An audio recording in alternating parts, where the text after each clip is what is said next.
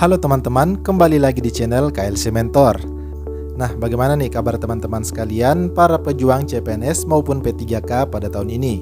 Semoga kalian sehat selalu dan masih semangat ya menanti seleksi tes CPNS maupun P3K pada tahun ini. Nah, di kesempatan kali ini kita akan coba mengerjakan latihan soal pada formasi analis kebencanaan dan penata penanggulangan bencana. Namun sebelum itu, bagi teman-teman yang ingin lebih intens dalam mengerjakan soal terkait analis kebencanaan dan penata penanggulangan bencana, kami telah menyediakan e-book terkait dua formasi tersebut, di mana e-book ini kami susun berdasarkan kisi-kisi terbaru yang terdiri dari contoh soal lengkap serta pembahasan, serta soal tersebut kami sesuaikan dengan FR asli pada tes-tes sebelumnya.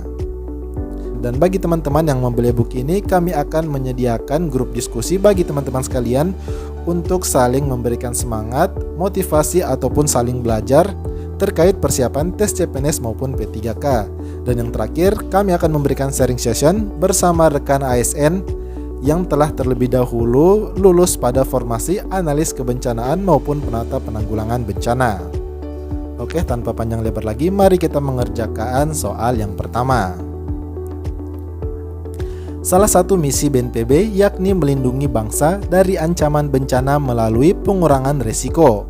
Hal ini tergambarkan dari salah satu bagian lambang BNPB, yaitu berupa A. Warna hitam pada lingkaran, B. Warna merah pada lingkaran, C. Warna oranye pada lingkaran, D. Segitiga berwarna biru, atau E. Lingkaran berbentuk perisai. Nah, adapun jawaban dari soal nomor yang pertama adalah D. Segitiga berwarna biru. Pembahasannya, segitiga berwarna biru di tengah lingkaran berwarna oranye melambangkan misi BNPB, yakni yang pertama, melindungi bangsa dari ancaman bencana melalui pengurangan risiko. Yang kedua, membangun sistem penanggulangan bencana yang handal. Dan yang ketiga, menyelenggarakan penanggulangan bencana secara terencana, terpadu, terkoordinasi, dan menyeluruh. Selanjutnya kita masuk ke soal nomor 2. Analisis kebutuhan merupakan salah satu kegiatan awal yang harus dilaksanakan pada perencanaan dalam bidang logistik. Pada pemenuhan kebutuhan dasar pangan diberikan dalam bentuk bahan makanan atau makanan yang disediakan.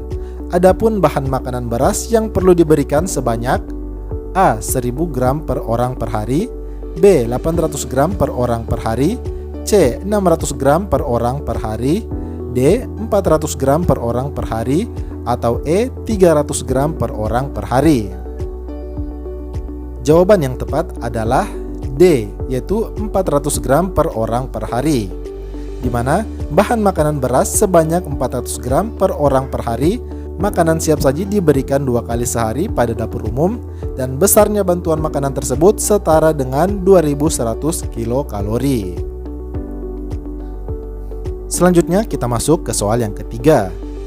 Kebutuhan logistik tahap tanggap darurat didasarkan pada hasil analisis kebutuhan tanggap darurat, termaksud kebutuhan air bersih sebanyak A. 5 liter per orang per hari, B. 6 liter per orang per hari, C. 7 liter per orang per hari, D. 8 liter per orang per hari, E. 10 liter per orang per hari.